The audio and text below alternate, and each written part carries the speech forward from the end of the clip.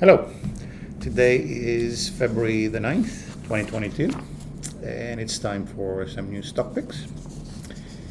Before we do that, as always, I'm going to review the picks from this time last year. So this time last year, our top pick was an ETF, or a couple of ETFs.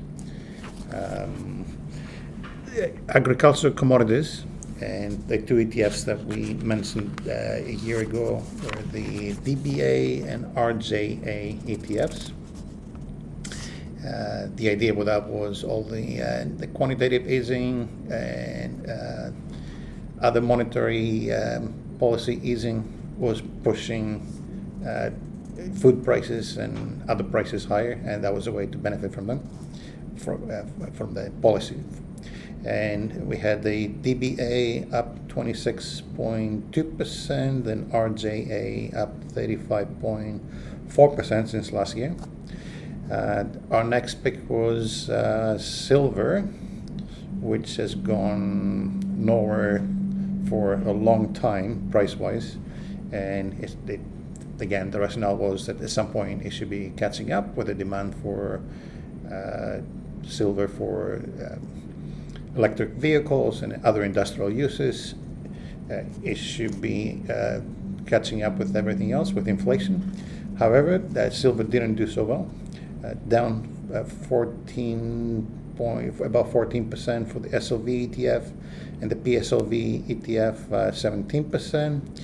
And we also mentioned that perhaps some investors, the ones that had higher risk tolerance, could use a very small portion of the portfolio and put it in cryptocurrencies with the launch of two new ETFs in Canada, the QBTC.U ETF and the QETH.U ETF, which were up 9.1% and 47.9% respectively.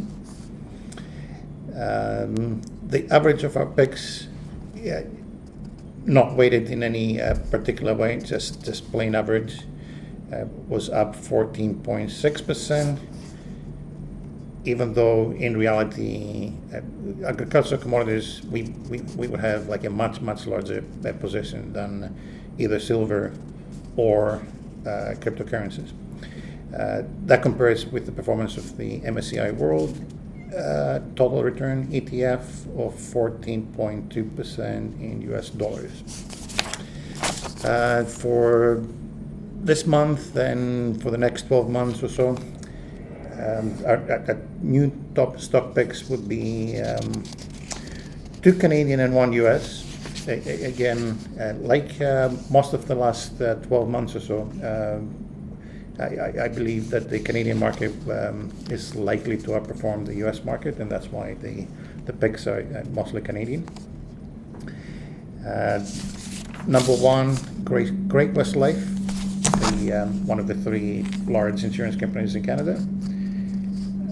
The idea there is with rates rising, insurance companies can invest in new premiums in high yielding instruments, and also the stocks haven't done as well over the last 5 years, and perhaps it's time for them to catch up. So they're reasonably priced, possibly about to do better than they used to. So that's a good combination for us to make an investment in what could be a very good long-term hold anyway in Great-West Life, symbol GWO.TO. Next one, another Canadian stock. If you as an investor are okay with investing in energy companies, traditional energy companies like oil and gas, Imperial Oil is not a bad one, a large Canadian integrated oil company. Hedge against future inflation. We've had inflation over the last 12 months that was above average, and there is potential risk at the moment of geopolitical conflict with Russia perhaps invading Ukraine, geopolitical risk tends to result in higher oil prices, because oil is a global commodity. And that could be bad for the rest of the market, with rates going higher to counteract the inflation, and then tech stocks, utilities, REITs, real estate, and other assets going down as a result of the higher rates. And one way to avoid such or to mitigate such risk is to participate in the potential of oil prices going even higher. So that one way to do it is through owning Imperial Oil, IMO.TO. The next pick is a U.S. company. This is in kind of an industrial hardware manufacturer in the fiber optic market, so technology hardware.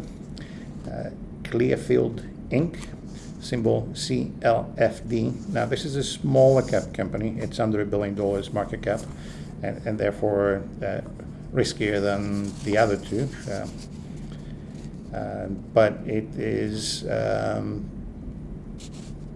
likely benefiting from increased demand for their products through increased construction activity for new facilities and so on, if they lay down fibers for